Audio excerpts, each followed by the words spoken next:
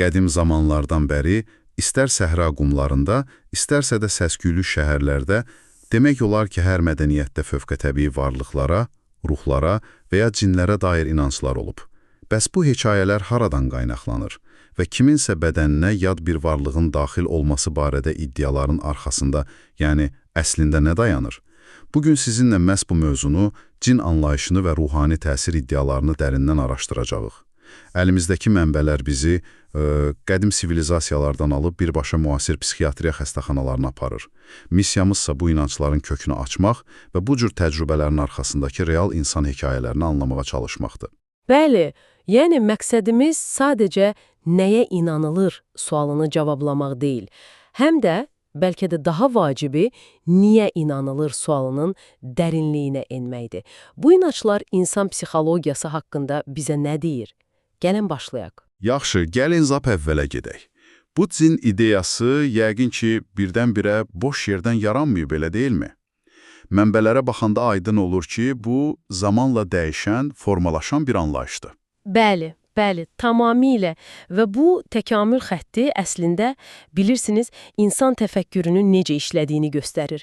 Biz naməlum və qorxulu şeylərə adlar veririk, onlara məkanlar təyin edirik ki, onları bir növ anlaya bilək. Araşdırmalar bu zənciri çox aydın şəkildə göstərir. Deməli, hər şey Somalililərin Almada adlandırdığı varlıqlarla başlayır. Qara rəngli, insana bənzər və yeraltı dünyada yaşayan varlıqlar. Yeraltı dünya. Yəni əlçatmaz, qaranlıq bir yer. Sonra bu ideya hara gedir? Sonra Babillərə keçir. Onlarda Alhadu adlı varlıqlar peyda olur. Onların məkanı isə baxın artıq dəyişir. Məbədlər və təmiz olmayan yerlər. Buradan da qədim Palmira şəhərinə gəlirik və orada alciniyyət anlayışı yaranır. Maraqlıdır ki, bu ad Roma mifologiyasındakı geniye sözündən, daha doğrusu ondan təsirlənib. Geni? Yəni dahalıq ruhu kimi bir şey. Elə bir şey, bəli.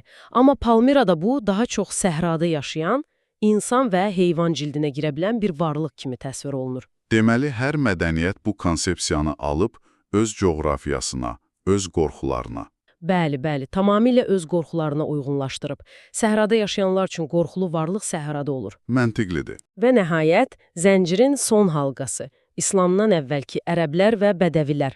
Məhz al-cinnə sözündən bugün bildiyimiz cin sözü törəyib. Onların inancında cinlər daha da konkretləşir. Qəbristanlıqlarda, dağlarda, səhralarda yaşayan, gözə görünməyən, amma istədikdə insan və ya heyvan şəklinə girə bilən varlıqlar. Xüsusilə də qara heyvan. Bir də ki, dayanaq. Bütün bu inanc sistemlərində deyəsən təkrar olunan bir motiv var. Bu varlıqlar həmişə qaranlıq, ucqar, tərk edilmiş və ya necə deyərlər, çirkli, sayılan yerlərdə yaşayır. Qəbristanlıq, kanalizasiya, xarabalıq. Burada məntiqi bir problem yoxdurmu? Bax, mənbənin də ilişib qaldığı, cavab axtardığı yer məhz budur. Sual çox sadədir. Niyə qeyri-maddi, fiziki forması olmayan bir ruh və ya varlıq fiziki olaraq çirkli bir yerdə yaşamağa üstünlük versin? Bəli. Məsələn, siçovulların niyə kanalizasiyada yaşadığını bilirik. Orada qida var, sığınacaq var. Yəni, biyoloji bir səbəb var. Amma bir ruh üçün bunun nə əhəmiyyəti ola bilər axı? Dəqiq.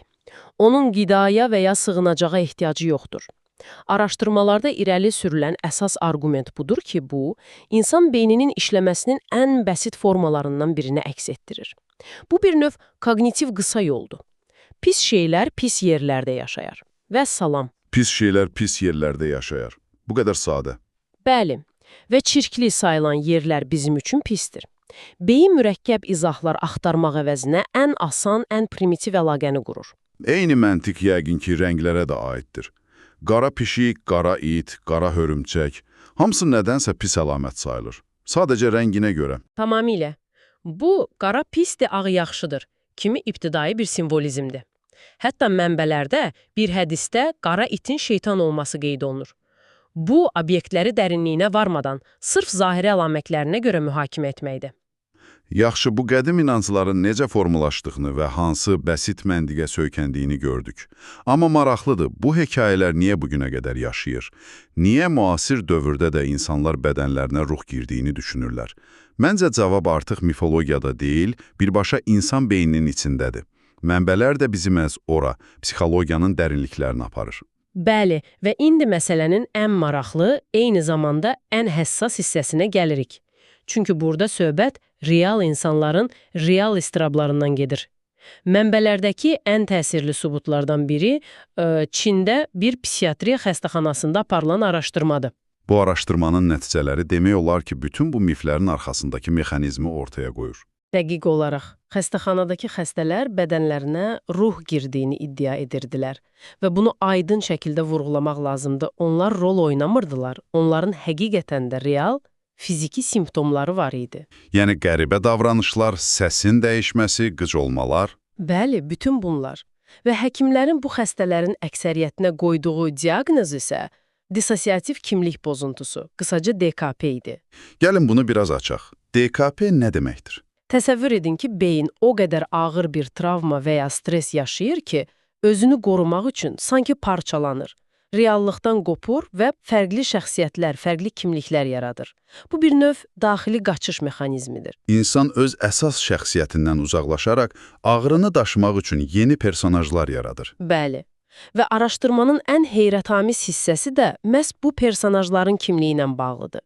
Xəstələrin bədəninə girən ruhlar təsadüfi deyildi. Heç də. Necə yəni təsadüfi deyildi? Baxın, məhz burada mədəniyyətin rolu ortaya çıxır.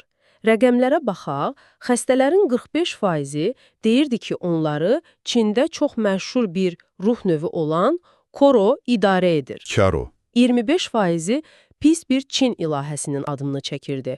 20%-i bir heyvan ruhunun, qalan 10%-i isə şeytanın təsiri altında olduğunu iddia edirdi. Heç kim, məsələn, Zevs və ya Anubis tərəfindən idarə olunduğunu demirdi. Bu inanılmazdı. Deməli, xəstəliyin özü universal bir psixoloji haldır. Bəli, kök eynidir. Amma onun üz qabığı, yəni hansı ruhun bədənə girməsi tamamilə mədəniyyətdən asılıdır. Sanki beyin öz ssenarisini yazmaq üçün əlində olan materialdan istifadə edir. Mükəmməl təsvirdir. Beyin reallıqdan qopanda yaranan boşluqları öz mədəni proqramlaşdırması ilə doldurur. Buna görə də xristian bir xəstə xaçdan qorxur. Çünki beyni şeytanın bundan qorxduğuna proqramlaşdırılıb. Eyni xəstəliyə tutulmuş müsəlman isə Qurandan təsirlənir, çünki onun şuuraltısı cinlərin Quran ayələrindən qorxduğuna inanır. Və məhz buna görə də mənbələr çox güclü bir nöqtəyə toxunur. Siz heç vaxt 2-4 yaşlı bir uşağın cinə tutulduğunu görməzsiniz. bu həqiqətən də çox güclü bir nöqtədir. Çünki o yaşda uşağın beyni hələ cin nədir, şeytan nədir bilmir. Bu proqram hələ onun beyninə yüklənməyib. dəqiq olaraq. Deməli, bu simptomları göstərmək üçün əvvəlcə konsepsiyanın özünü mənimsəmək lazımdır. Və bu təkcə dissosiativ kimlik pozuntusu ilə məhdudlaşmır. Başqa real tibbi vəziyyətlər də var. İndi təsəvvür edin ki, siz bu simptomları yaşayan birini görürsünüz. Əgər bu tibbi izahlardan xəbəriniz yoxdursa, ilk ağlınıza gələn nə olar? Məhz bu mədəni proqramlaşdırma işə düşür. Bəs DKP-dən başqa hansı vəziyyətlər var? Məsələn, mənbələrdə 1967-ci ilə aid köhnə bir tibbi sənədli filmdən fraqment var. Orada bir qadın xəstə göstərilir, simptomları şiddətli, bədənini əyən qıc olmalar, Vay! olmayan şeyləri görmək və eşitmək, yəni halüsinasiyalar və qıc olma anında heç kimi eşitməmək, danışa bilməmək, həkimlərin diaqnozu histeriya idi. Amma o dövrün kəndində yaşayan, tibbi biliyi olmayan biri üçün bu açıq-aşkar cinə tutulma idi. Şübhəsiz, bir də gicgah payı epilepsiyası var. Bu sırf nevroloji bir problemdir. Amma simptomları Yaddaş itkisi, halüsinasiyalar doğrudan da klassik cinə tutulma hekayələrinə bənzəyir.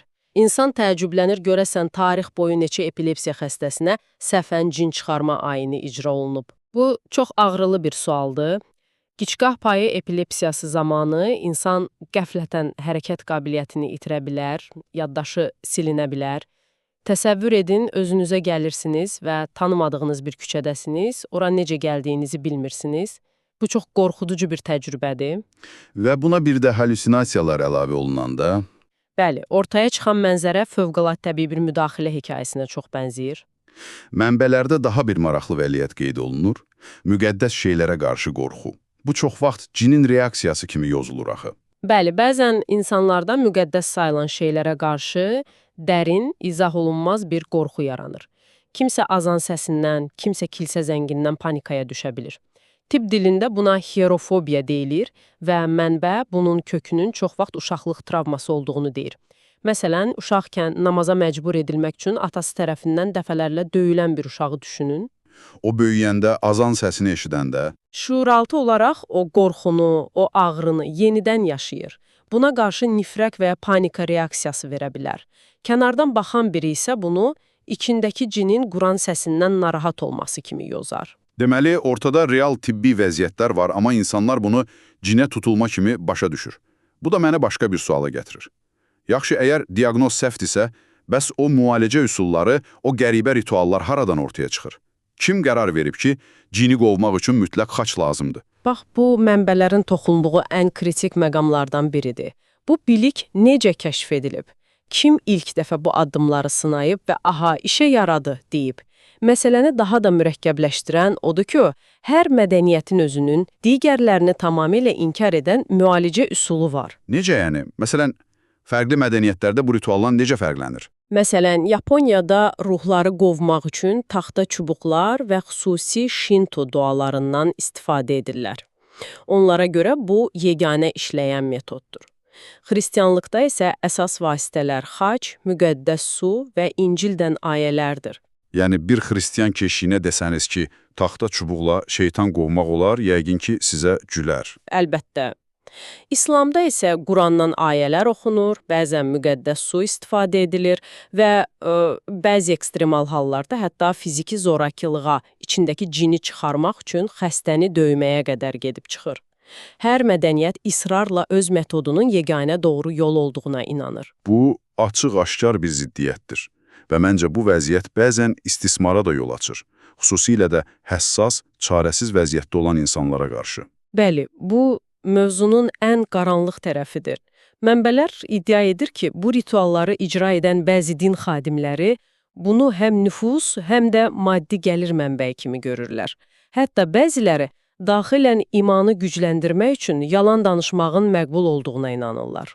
Yaxşı məqsəd üçün yalan. Bəli, bir şeyx insanların imanını artırmaq üçün uydurma bir cin çıxarma hekayəsi danışa bilər və bununla günah işləmədiyini düşünə bilər. Dayanın bir dəqiqə. Bütün bunları bir yerə yığanda ortaya çox tutarlı, amma bir o qədər də narahat edici bir mənzərə çıxır. Və bu, bizi mənbələrdəki son və məncə ən öldürücü argumentə gətirib çıxarır. Bu sual, demək olar ki, bütün bu inanc sisteminin təməlini sarsıdır. Əgər bu güc, yəni cinlərə təsir etmək gücü real olsaydı, O zaman niyə bəşəriyyətin daha böyük, daha əhəmiyyətli problemlərini həll etmək üçün istifadə edilmir? Mənbələr bu sualı birbaşa və çox sərt şəkildə qoyur. Niyə şeyxlər öz xəyallarındakı ideal dövləti qurmaq üçün zalım hökmdarlara qarşı cinlərdən ibarət bir ordu göndərmirlər? Yaxud niyə sehirbazlar 100 manat üçün qonşulara cadu etmək əvəzinə milyonlarla dollarlıq mükafat təklif olunan terrorçuların yerini tapıb kəşfiyyat orqanlarına kömək etmirlər? bu həqiqətən də düşündürücüdür. Mənbə hətta biraz da yumurla soruşur. Niyə MKN-in və ya Mossadın fövqəltəbii kəşfiyyat şöbəsi yoxdur? Dəqiq olaraq. Əgər belə bir güc mövcuddursa, dövlətlər niyə bundan istifadə etmir? Bu sualı verəndə bütün məsələ real dünyada özünü doğrultmadığı üçün biraz absurd görünməyə başlayır. Və mənbələrin gəldiyi son nəticə də məhz budur. Bu inanclar əslində zəiflik, çarəsizlik və nəzarəti itirmə anlarında insanlar üçün bir mübarizə mexanizmidir. Xəstəlik, sonsuzluq, itki kimi vəziyyətlərdə elm artıq çarə yoxdur dedikdə, kimsə çıxıb problem fövqətəbii qüvvələrdədir və mən bunu düzəldə bilərəm, deyir. Bu, heç bir ümidin qalmadığı yerdə bir ümid qığılcımı yaradır. İnsanlara xaotik bir dünyada heç olmasa nəyisə idarə edə biləcəkləri hissini verir. Bəli, bir nəzarət illüziyası bəxş edir. Beləliklə, bugün sizinlə birlikdə cin anlayışını qədim Mezopotamiya mifologiyasından alıb, müasir psixologiyanın laboratoriyalarına qədər izlədik. Gördük ki, tarixi inanclar necə təkamül edib. Və daha da önəmlisi, mədəni inanclar real psixoloji vəziyyətlərin simptomlarını necə bir hekayəyə çevirə bilir. Bəli. Və ən kritik sualı araşdırdıq. Əgər bu fövqəltəbii qüvvələr mövcud olsaydı, niyə onlar özlərini dünya səhnəsində deyil, yalnız fərdi, şəxsi böhranlarda, Adətən də kasıb və çarəsiz insanların evlərində göstərirlər. Bu sualın cavabı bəlkə də bu qüvvələrin təbiəti haqqında deyil, insan təbiəti haqqında daha çox şey deyir. Bu da sizi düşünmək üçün son bir fikirlə baş-başa qoyur. Mənbələr bu inancları gücsüz vəziyyətdə olan insanların xaotik bir dünyada özlərini nəzarətdə hiss etmə vasitəsi kimi təsvir edir. Əgər bu doğrudursa, bir anlıq düşünün. Bizim xaotik bir dünyanı anlamaq və həyatımıza məna qatmaq üçün sırf eyni səbəbdən yapışdığımız daha hansı, bəlkə də daha az fövqaltəbii görünən inanclarımız ola bilər.